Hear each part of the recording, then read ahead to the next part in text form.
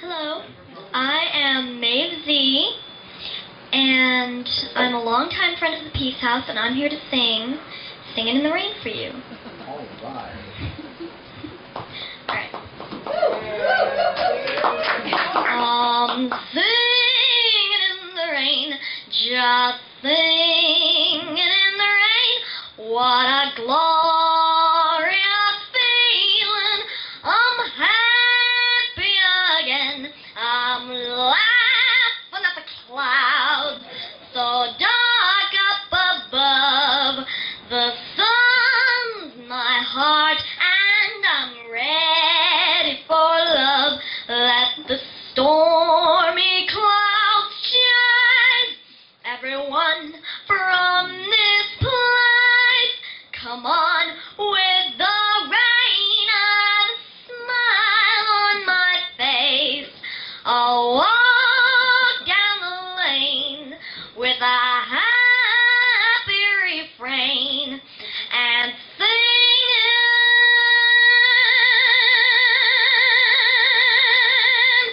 just singing in the rain.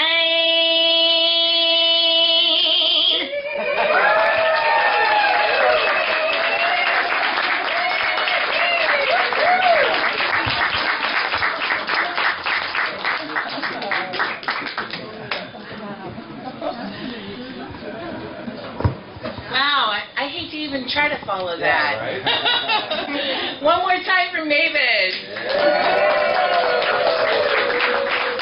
I want to first welcome everybody tonight on this beautiful Indian summer evening, and I appreciate everyone being here tonight in support of Trudy Cooper and this amazing and awesome opportunity for her to go with Code Pink to Pakistan. It's an important mission. It's based on our humanitarian hearts and the absolute desire for peace and to see peace in this world. So tonight I'd like to introduce Trudy Cooper, who will be talking to you a little bit about her trip and what's going on regarding drone bombing here in Pakistan, or there in Pakistan rather. So please welcome Trudy Cooper.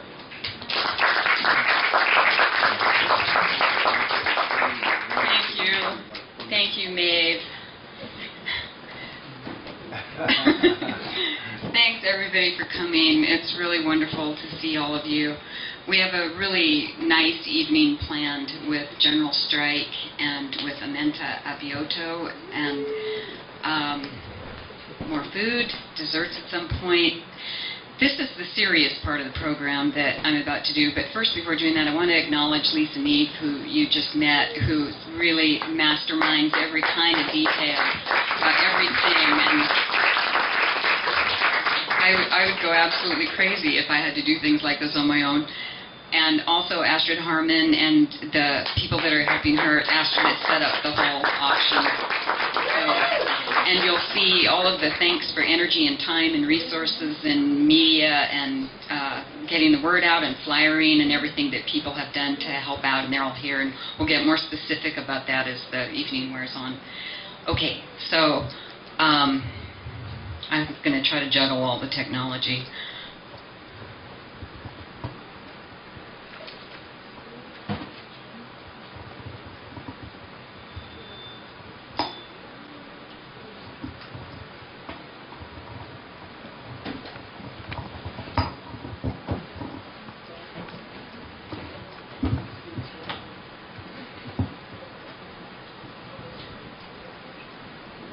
Okay, so just want to spend about, I've gotten a lot of questions, so I tried to structure things around the kinds of questions that I was getting, and I'm hoping we can get some discussion going, so at any point, if you want to interrupt what I'm saying and insert something or ask a question, just feel free to do that.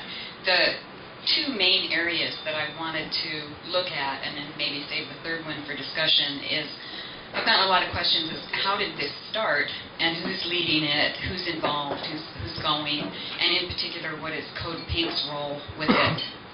And Then the other area is just the drones itself. I've gotten a lot of questions about, do we know how many have, what percentage of the victims are civilians? What do we know about it? And what do we know about the trends of it? So that's the second area. And then the third, I thought we could do more, next steps. How can we support what's going on now? And there's really a lot going on now.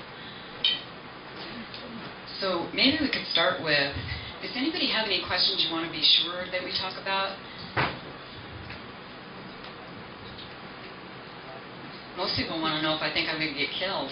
Yeah. We'll get to that later. Oh. No? Just go ahead? Do you think you're going to get killed? No.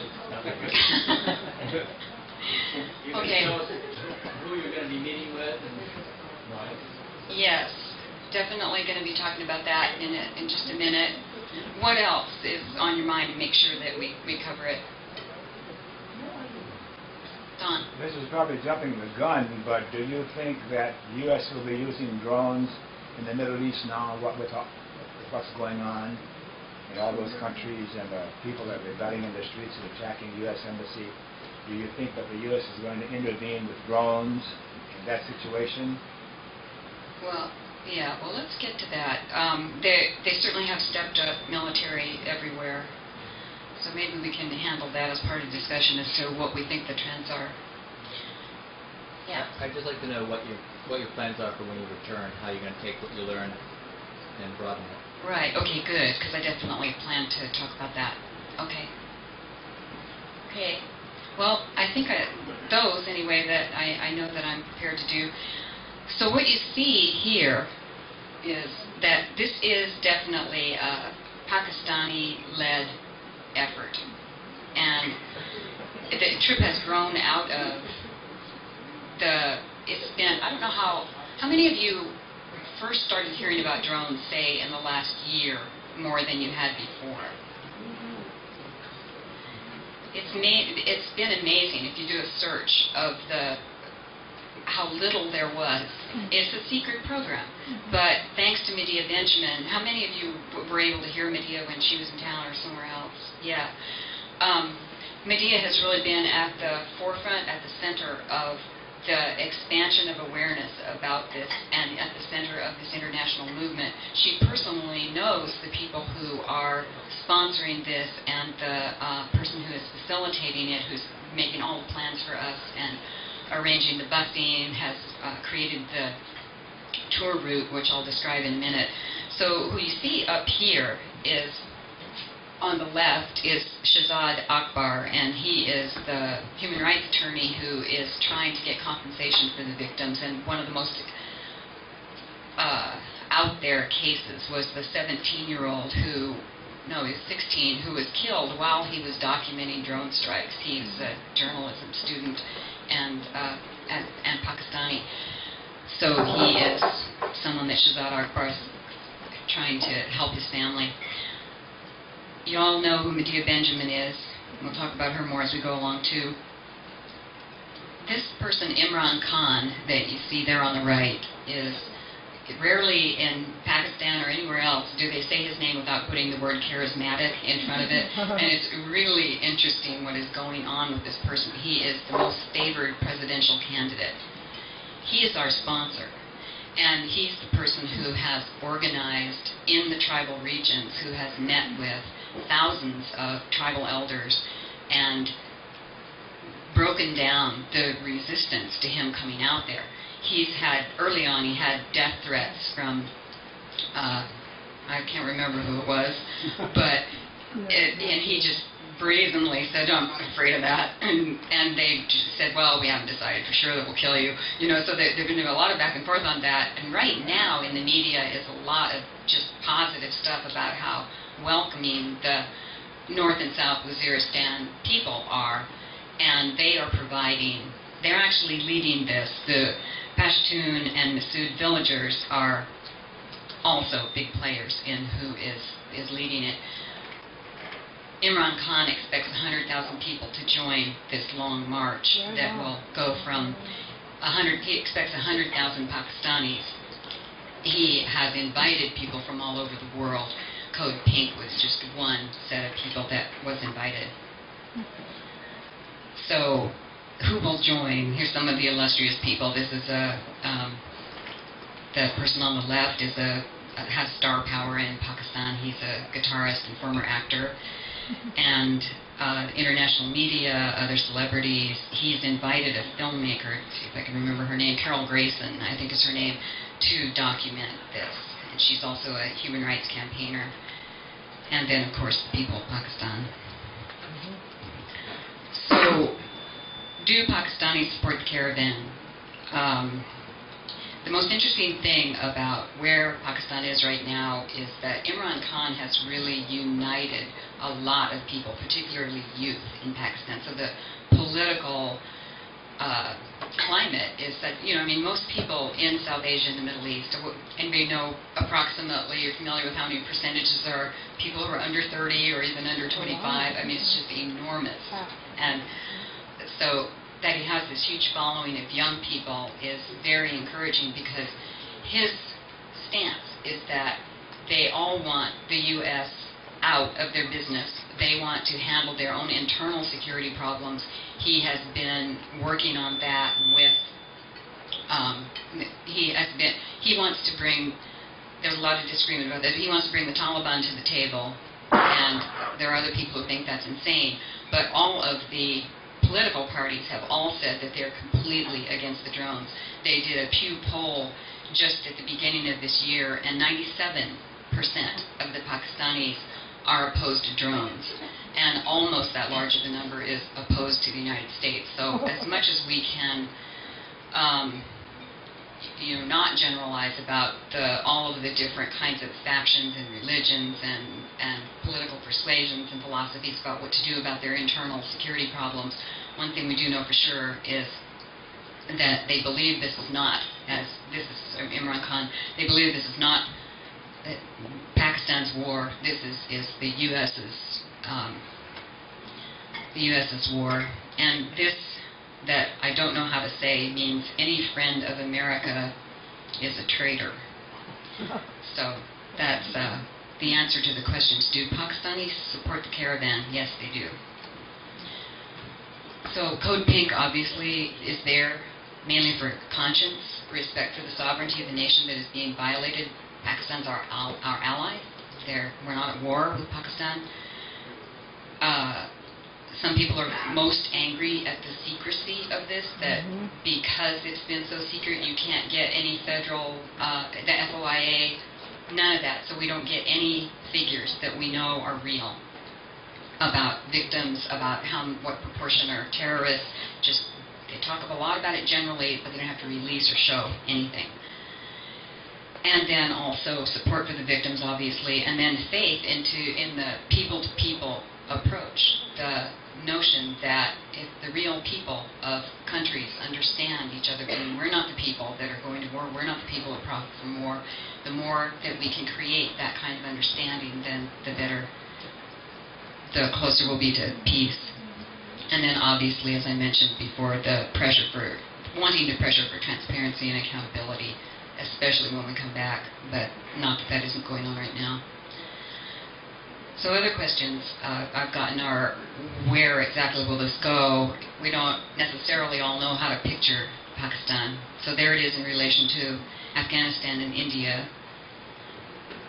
And the western part, where you see in red North Waziristan and South Waziristan, that is where most of the suffering is, where most of the drone strikes are, because the U.S. believes that the Taliban and the Al-Qaeda are hiding there. And so that's where all the strikes are. We arrive in Islamabad October 3rd and have several activities then, and then we will be on the Long March starting October 6th. So I mentioned that the statistics are not something that we... What do you recall hearing about, the proportion of, and what does the administration say is the number of terrorists killed versus civilians? How much collateral damage do you hear, or do you? I think if they're a male of military age, they're militant, aren't they? Oh, Yeah, they're counted as a militant if they so much as have facial hair. And this is judged from the drones, which are remotely operated. When Obama has been questioned about this, he has said it's a clean, precise, surgical weapon. And Pakistanis, on the other hand, say that anywhere from 90 to 95% of the casualties are civilians, and their estimate is 3,000 people since 2004 have died. That's not far off from some independent investigative reporting that has estimated nearly that high. So that's a big discrepancy, particularly since some of the military have been quoted as saying the casualties over all this time are in the single digits. So what you see, let me see if I can find the headlines in here. I wanted to read to you the contrast. I actually found a website that had put in one column what CNN tends to report, and then in another column what they report in Pakistan from the ground.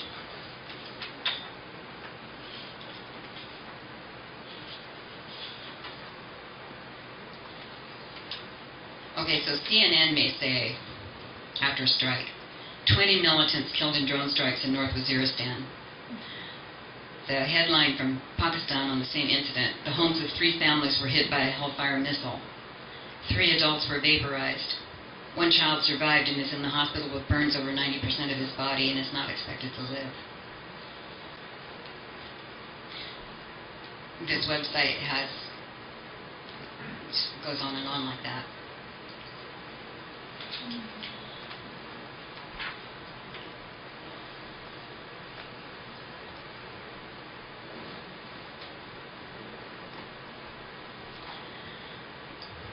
So, who do you suppose supports drone technology? U.S. Who do you suppose supports drone technology and drone warfare? My taxes. That's right. Who? Your taxes. 70% The weapons manufacturers. The weapons manufacturers. Who else?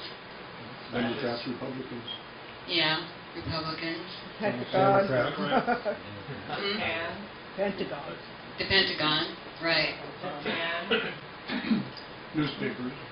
Right, the newspapers. But what you might be surprised to hear is that it's even worse than that.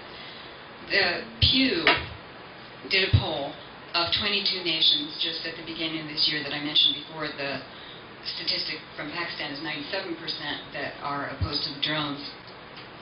In the U.S., the majority, and in the U.K., of people polled were in favor of the drones.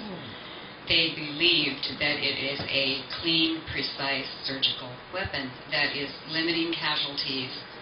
And of course it's limiting casualties, but it's not limiting any casualties except U.S. casualties. And it's limiting those very well, because anybody know how far away the drone operators are from their targets, if their target is Pakistan? Yeah, probably about 7,000 miles. Most of the operations happen from Creech Air Force Base, which is in Nevada, and they are primarily 19 and 20-year-olds. They're actually recruited for their video game skills, and as you can see here on the screen, this is the console, and they operate a joystick, and it deliberately mimics the look and the technology of PlayStation technology. What? Oh, it's hard for me to see. I just wanted to mention that we say that our military are not suffering casualties. There have been several suicides and quite a lot of PTSD because people see the bodies of kids flying in the air and then they go home and eat dinner with their families. Yes. It's not work. Yes. Yeah. Anne was adding that there is you know, what I read was there's as much of an incidence of PTSD among the drone pilots, of delayed reactions of PTSD, as there is with people who are in combat. And mentioned that they, you know, they drive in air-conditioned cars to the so-called battlefield. They go home, they spend time with their children. So the military really likes this because it has, I think they call it, no lifestyle impacts. So again, we have to ask for whom. So those are the arguments in support.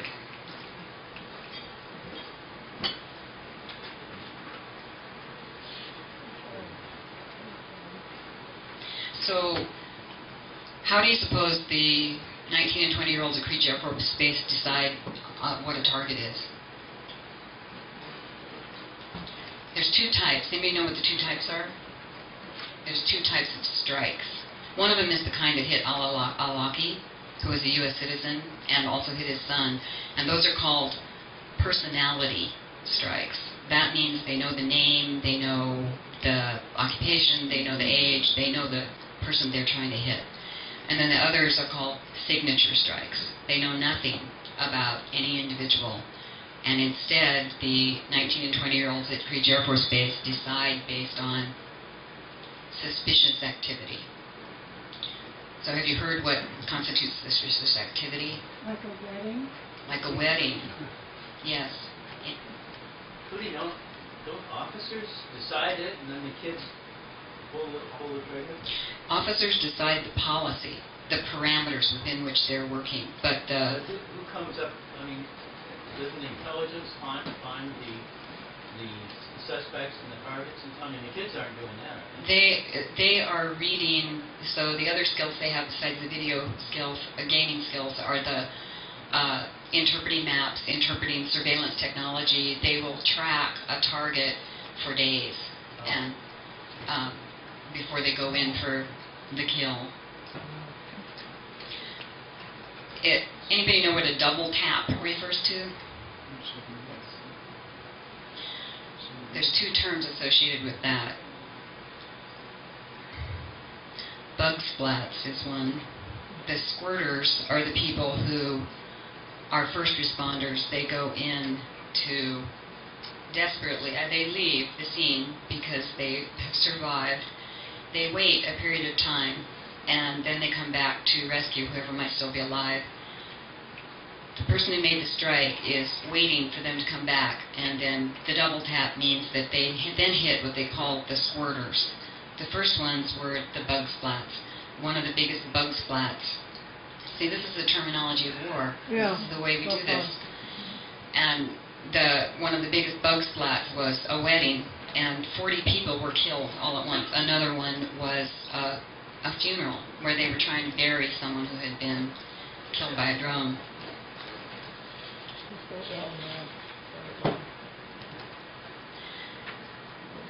There's international legality issues, of course, so the Protocol 1 of the Geneva Convention is the legal requirement that you have to accept surrender. So picture a drone. Picture someone running from a drone, just a scared civilian. They wave their arms in the air, and the drone pilot kills them. And that's because you can't surrender to a drone. Because the law doesn't cover... A human has to be there to be surrendered to. And since the human is 7,000 miles away, it is said that that is not a condition they have to meet in terms of surrender. But the really horrible thing is, if you're that pilot, you see that person's hands waving. They can see all this. So, Trudy, I mean, that's the same as a fighter pilot putting somebody down. I mean, you're the pilot of the aircraft. It doesn't matter whether you see it through a camera or directly with your eyes. So, legally, I don't see how they can possibly pull anything off there.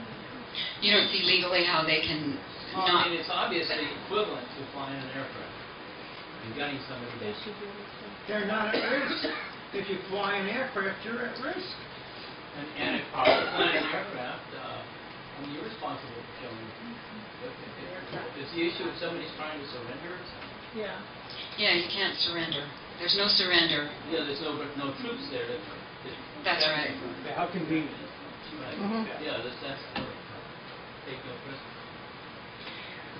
prisoners. One interviewed soldier said about the signature strikes that they look at the surveillance for, said exactly this: I see mothers with children. I see fathers with children. I see fathers with mothers. I see kids playing soccer. But I have a duty, and I execute my duty. So imagine sentencing someone to the death penalty without even knowing who they are, and then after the fact declaring them to be an enemy combatant. One of the things that the Pakistani people are the most angry about with regard to the government is that it is government security forces who go in after a drone strike, and then they count the bodies and they catalog it. That's all secret too.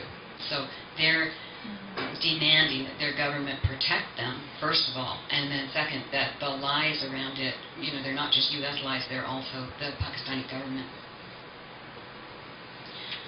So I'm about done with all that. I wanted to relate that Medea that Benjamin interviewed someone who was a refugee from the area who was 13 years old and begging on the street. And her situation had been that she was in the tribal area, and when she and her father were returning from selling candles, they heard a huge, terrifying blast and then started to run toward their home to see what had happened. And their home had been blown up, and they found that the mother had been vaporized, and the children's limbs were hanging from the trees. And she tells the story about her father, who she's supporting, who went carefully to pick every body part of his children from the trees to bury them tenderly, and he hasn't spoken since, and he hasn't worked since, and she's 13, she was 12 then, and so that's why we're going. How can we live our lives with that? I think it's also important to know that this is going to be right in your backyard, America. I mean, that's one important thing. I mean, if you're looking at Pakistan, this is far from us. It is not. These drones are being built right here in Oregon. They're right in the Right here in your own state. Mm-hmm. And what do you think the police and the police state are going to use for the occupiers, for any protesters against the establishment? What tools do you think they're going to use? The easiest. And these are easy. That's right, and as probably some of you are aware, they already have marketed, and I think that LAPD has had surveillance drones for quite a while. The large drones can all be weaponized, and that is part of the marketing. It's fairly open. So, lest we just not think about the soldiers and their experience, the continuing costs, I wanted to read something that I was inspired by that is actually from a work of fiction, the novel The Queen of the South, and I will put it here so you can read it as well.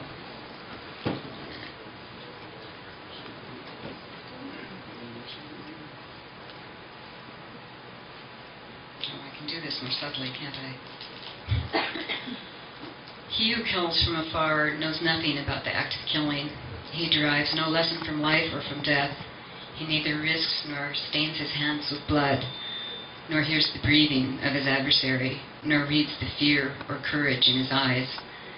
He who kills from afar tests neither his arm, his heart, nor his conscience.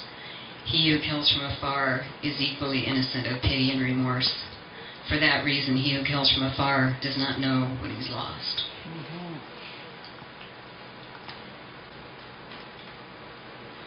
So I want to end with that, unless there's some discussion, and we can talk. When I'm coming back, I want to talk about the next steps with that regard. That if I can, and other delegates can speak to schools, to churches, to community groups, our purpose is to do outreach and create awareness and explode the secrecy and the lies that are around this issue, and then also to be looking at how we can organize once we have that outreach and we have that awareness, because that's really a precondition of effective organizing. So those are the next steps. But I also wanted to mention that international solidarity, this is going on right now. It has a lot of momentum throughout the world, and I feel really, maybe I'm naive, but I feel really optimistic about Imran Khan, and I think that he has offered a different model for peace, that if there is enough noise about it, at some point people have to say enough. And the difficulty with the question for the peace movement is, can you mobilize when the costs are low to both taxpayers and to lives? Can you mobilize? And we believe that you can, but that it's going to take different strategies than in the past when people could feel the casualties directly. Mm-hmm. So thank you. I appreciate you all listening through all that. If you have any questions, we can talk about those now, or we can go straight into the rest of the evening. Trudy, can you tell us a little more about Code Pink? Yes, and probably other people can chime in here too, because I know some people here are close to Code Pink. Code Pink was started by Medea Benjamin. She's the co-founder of Code Pink. The other woman's name, I don't remember her last name, her first name is Jody. And Medea has taken on, and the people that work with her, the full range of issues that concern us all. And there is, of course, a feminist perspective to all this with Code Pink. Code Pink doesn't just consist of men, however, there are chapters all over the United States. Code Pink is very internationally linked up. Medea has been great about that. She has gone so many places and learned about so many cultures. So I feel that we're really in good hands with Medea having been to South Asia and Middle East, and with having these really strong direct relationships. So Code Pink has kind of coordinated an effort here to go to Pakistan with other chapters. I don't know if you consider them chapters, or are they? How is that working? Oh, it's working great. The attorney that I mentioned, Shahzad Akbar, he's the one who originally invited Code Pink to come, and then from there, Code Pink just put the word out, and Medea had her book tour for the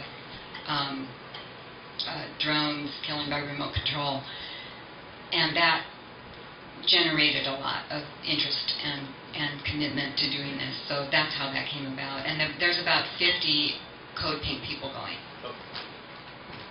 Yeah. So I had a question about Imran Khan versus the current government of Pakistan. I don't know if this is true, but and that's what I wanted your thoughts on it. I listened to a show on BBC that asserted that the respective sovereignty argument wasn't valid for Pakistan because despite the way they were portraying themselves to their populace, they were actually facilitating the drone bombs of the United States. And I don't know if that was propaganda or whether that's actually true, that they're coordinating intelligence with the U.S. government. Exactly. When you say they, you mean the government, the current government. Yes, that's the case. That is the case. That is the case. Right. And I had a wonderful quote from Imran Khan about that I wanted to put in here and I forgot, and it just completely summed it up in like one sentence, what that relationship is, and the anger of the Pakistani people feeling betrayed by that. Mm-hmm. Right now, all of the political parties that are contending for the presidency have all come out against the drones, despite all of their other differences. Right. Interesting. I mean, none of them would dare not. Yeah. And you had a question too? Well, my question was sort of similar. The thing that's difficult to understand is why the Pakistani government wouldn't, fight the drones, stop the U.S. I mean, there hasn't. It's like usually when you talk about a peace movement, you're talking about U.S. military commonly around the world killing people. Usually, the local government is like opposed to that, and So this is just a very serious situation. Yeah, that's the question that a lot of people have asked. There's a lot of posturing. The current administration has demanded loudly that the drone strikes stop. They have, after that, said that they were going to shoot them down. They've never shot them down.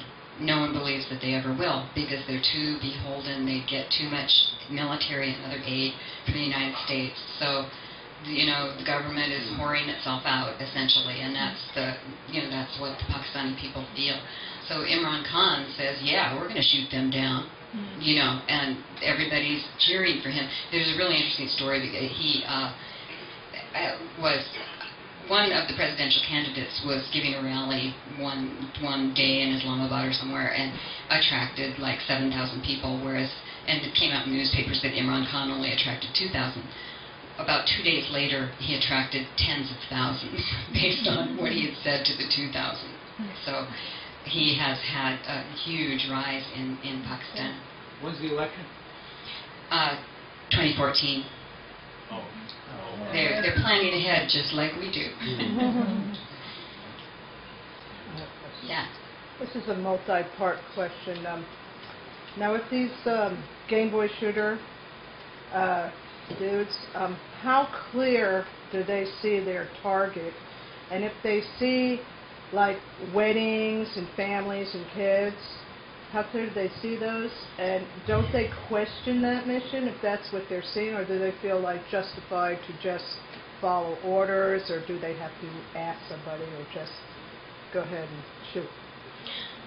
I've been asking myself that question. I read so much about it, and I keep asking myself that question as I read the policies and the practices. And just the practice and policy of the double tap tells you that they don't care, that whoever is instructing them instructs them to kill everyone who is there. Don? It puts me in mind of the Vietnam era when Westmoreland was ordered to increase the body count. So this is why you just killed people, whether they were enemies or not, so you can report back to that so many killed, so many dead. This seems to please the powerful people back in Washington, D.C., to show that we're winning because we're killing more and more of the enemy. Yes. It got so in Vietnam, so they figured if the body counts were accurate, they would have killed off the entire population of Vietnam before the war was over. Right. And at that time, we had our own body count coming home. And given that we don't have that now, the threshold for war is really lowered. And the exposure, the accountability, the transparency is not there. So isn't that wonderful for people who want to dominate a region? And given that the U.S. is in a fading role in terms of troops in so many places in the region, then the drones go in with their trail of blood and keep the terrorists, the Taliban and Al-Qaeda and whoever else they've targeted from being able to establish themselves. So any more, or should we proceed? Yeah, I can't see very well. Thank you. Go ahead. I was just curious how Code Pink going to Pakistan is going to help stop the drone. Well, I guess it depends on what your theory is of how we bring about peace. And as I was alluding to before, it's been having our own casualties, having our own pain, losing our own sisters and brothers and sons and daughters that has gotten across to us before. There has to be an appeal to conscience and empathy for this to work, clearly. And humans have conscience and empathy. What we need, in addition to that, is a lot of organization and a lot of awareness, because denial is really strong. It's really easy to listen to Obama on TV and hear him say, this is a surgical weapon. There are almost no casualties. It only hits the bad guys. several have said that phrase exactly, it only hits the bad guys. So people need to understand that those bad guys it's hitting, some of them are 3 years old. But I don't know how to answer that. It's just what we do. How do we stop? We have to keep going. At some point, everybody has to say enough. This is beyond horrible. The civil rights movement worked because the news media covered it, and they showed the suffering of people who were nonviolently opposing brutality. Yes. And the rest of us got fed up with it. After all, we weren't doing it. So, that turned it around. Yeah, and there will be a now lot. Now the news media won't cover it. Not this news media. No. Imran Khan thinks he can get a lot of momentum on international media around the peace caravan. So that remains to be seen whether that is going to be the case. But I feel enthusiastic about going because I feel very persuaded by what I've read and what I've heard him say. Will the peace caravan be targeted? That question was, will the peace caravan be targeted? That too remains to be seen. We know that there will be U.S. drones overhead from, obviously the entire route monitoring, and we also know that on the ground there will be security forces right next to us. So there's all that going on. Now, what Imran Khan says is your security is all the tribal people who are behind this, these tens of thousands, and every one of them is a warrior, and each one of them has a gun. Now, depending on your point of view, you're either feel like you're really well protected, or you feel really concerned. But that's the description. Don. Sad to say, but I think Americans will not pressure their Congress people to stop using drones and killing innocent civilians. They won't stop until enough Americans and forget about conscience and feeling guilty about killing other human beings. That's long out the window. But like in Vietnam again, unless more American bloodshed occurs, they're not going to change their way of behaving now. Okay, let's just have one more, and then let's go on with our. I think. Linda, you were first. I just don't really care what they will do. It's about what we will do. That's what it's about. Yes. We're not necessarily trying to appeal to the conscience of the powers that be that are doing this. It's about pressure. Yeah. So let's just take one more. I just saw two hands up. Mike? I'm wondering if you will be able to come back with some actual video footage, whether they have it stored there in Pakistan, of some actual drone bombing so that we can get that out to the media. That exists, and I think so. I think that's why Imran Khan has Carol Grayson doing this documentary film. So what's the target date for the caravan? What's the target date? What's the target date for the caravan? We arrived there October 3rd, and then the actual caravan starts moving on October 6th. So it'll be interesting to see if you see any news of it. Yeah, on Fox. Okay, well let's go on to the next things, the more enjoyable things. But that's the story, and thank you so much for coming. And